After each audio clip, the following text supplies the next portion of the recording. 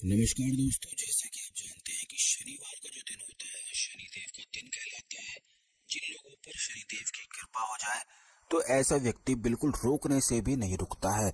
यूं कहा जाता है कि उसके जीवन में बरकत बढ़ती ही चली जाती है। अचानक से ही उसे कहीं ना कहीं से ऐसे योग मिलते हैं, ऐसे अवसरों की प्राप्ति होती है कि फिर वह अपने जीवन में पीछे मुड़कर नहीं देखता है। वहीं दूसरी ओर ये भी कहा जाता है कि जिस व्यक्ति पर अगर शनिदेव की कुपित दृष्टि होती है तो ऐसा व्यक्ति कितनी भी चाहे मेहनत ही क्यों ना कर ले, उसके जीवन में वह आगे बढ़ ही नहीं पाता है। यानी कि क्योंकि बरकत ही नहीं होती है। तो आप इस चीज को समझ सकते हैं कि जिस व्यक्ति के जीवन में बरकत ही ना हो तो फिर वह 1 रुपए कमाए, 100 रुपए कमाए, सब कुछ ही बिल्कुल व्यर्थ सा ही होता चला जाता है। बीमारियां उसके घर में आकर्षित होने लग जाती हैं, गृह कलेश होने लग जाता है, बात बात पर लड़ाई झगड़े होने लग जाते हैं। तो ये सारी चीजें शनिदेव की कुपित दृष्टि के कारण होती हैं।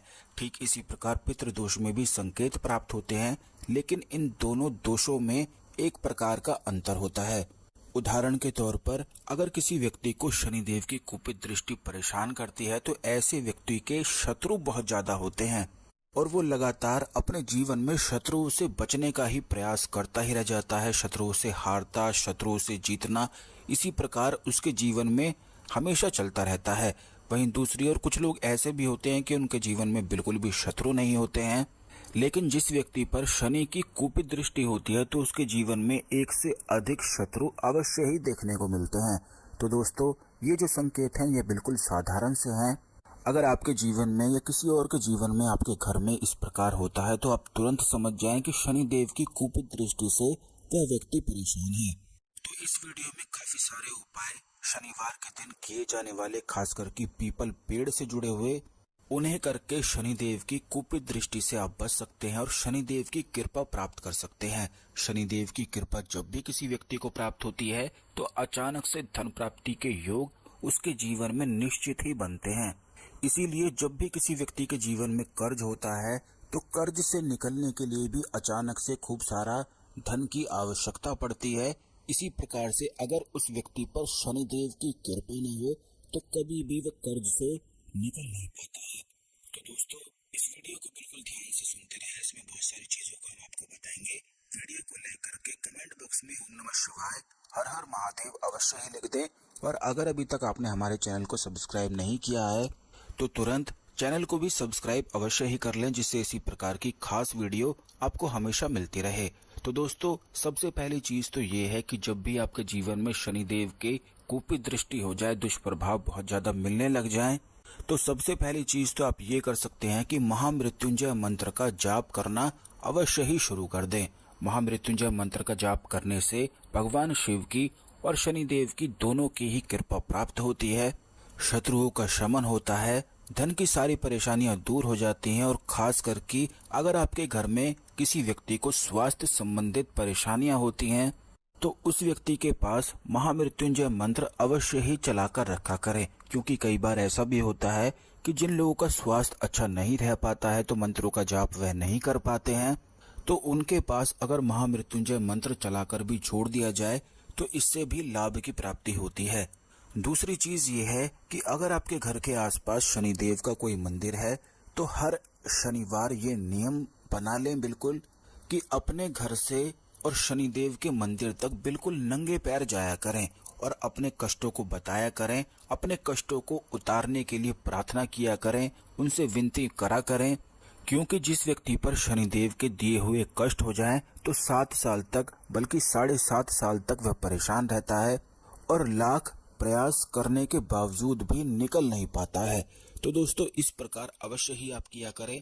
तीसरा जो उपाय है वो पीपल पेड़ से जुड़ा हुआ है और जैसा कि आप जानते हैं कि पीपल वृक्ष में तीनों देवों का स्थान माना जाता है। ब्रह्मा, विष्णु, महेश तीनों ही पीपल वृक्ष में वास करते हैं, बल्कि संपूर्ण देवी देवता भी पीपल वृक्ष में ही वास करते हैं। भगवान विष्णु को और साक्षात भगवान श्री कृष्ण ने तो खुद ही कहा है कि पीपल का पत्ता पत्ता मैं हूँ। शनिदेव को भी यह वृक्ष अति प्रिय होता है। तो शनिवार के दिन आप इस महा उपाय को अवश्य ही किया करें कि पीपल वृक्ष की 108 परिक्रमा करने से जो कष्ट आपके जीवन में चल रहे होते हैं वो उतरना शुरू हो जाते हैं। सबसे महत्वपूर्ण बात जो काफी कम लोग ही जानते हैं, आपको ये बता दें कि जब आप कोई मनोकामना मांगा करें या कोई भी प्रार्थना अगर आप करते हैं तो उस समय आपको क्लॉकवाइज यानी कि सीधे हाथ की ओर पीपल वृक्ष की परिक्रमा करनी होती है। वहीं दूसरी ओर अगर आपसे कुछ पाप कर्म हो गए हैं, आप कष्टों से बहुत ज्यादा पीड़ित हैं और काफी लंबे समय से पीड़ित हैं और यही चाहते हैं केवल कि किसी भी प्रकार से आप अपने उन कष्टों से निकल जाएं, तब आपको उल्टे हाथ की ओर घूमना है यानी कि एंटी क्लॉकवाइज घूमना है।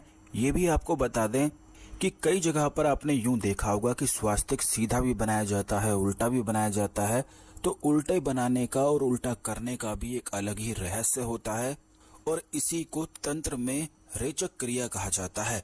अगर पीपल वृक्ष की उल्टे हाथ पे यानी कि एंटी क्लॉकवाइज डायरेक्शन में आप परिक्रमा करते हैं तो इससे सीधा शारीरिक कष्ट उतरते हैं। बल्कि अगर कोई भी व्यक्ति आपके घर में स्वास्थ्य संबंधी समस्याओं से परेशान है, जैसे हाई ब्लड प्रेशर हो जाना, 24 घंटे सर में दर्द सा बना रहना, चिंता सी बनी रहनी, डर सा बना रहना, तो उस व्यक्ति को हर शनिवार आप एंटी क्लॉकवाइज डायरेक्शन में 108 परिक्रमा करने को अवश्य ही बोल दें। ऐसा करने से रेचक क्रिया होती है और सारे संपूर्ण कष्ट एक एक करके बिल्कुल उतरना शुरू कर देते हैं। अगर आपके घर में कोई ऐसा व्यक्ति है जो बिल्कुल परिक्रमा कर ही नहीं सकता है तो उसके नाम की परिक्रमा आप भी कर सकते हैं, लेकिन इस बात का ध्यान रखें कि अगर आप उसके नाम की परिक्रमा करते हैं तो उस व्यक्ति से 1 लोटा जल अवश्य ही छुआकर उसके ऊपर से 11 बार उतार कर लेकर आपको जाना है। और जब परिक्रमा आप कर लेते हैं तो उस लोटे के जल को आप चढ़ा दें। इससे जो परिक्रमा आप करेंगे उसका लाभ उस व्यक्ति को प्राप्त होने लगेगा।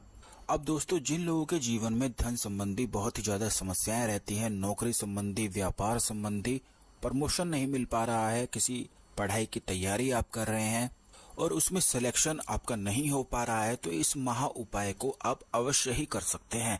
आपको केवल इतना करना है कि जितनी आपकी उम्र है, चाहे 28 साल हो, 30 साल हो, 50 साल हो, तो अपनी उम्र के बराबर लौंग आपको लेनी है और उतने ही पत्ते, जितनी लौंग आपको लेनी है उतने ही पत्ते आपको लेने हैं और ये पत्ते आपको आंकड़े के मदार के लेने हैं। आंकड़े का, मदार का जो यह पौधा होता है, ये कहीं भी बहुत आसानी से प्राप्त हो जाता है। महाकाली का अति प्रिय यह पौधा होता है और काफी सारी शक्तियां इनमें वास करती हैं। इससे जुड़े हुए भी काफी सारे उपाय और प्रयोग होते हैं जो आने वाले वीडियोस में निश्चित ही हम आपको बताएंगे। इसीलिए चैनल को अवश्य सब्सक्राइब करके आप रखा करें, जिससे इसी प्रकार की खास वीडियो आपको हमेशा मिलती रहा करे और कोई भी वीडियो बिल्कुल मिस न हुआ करे।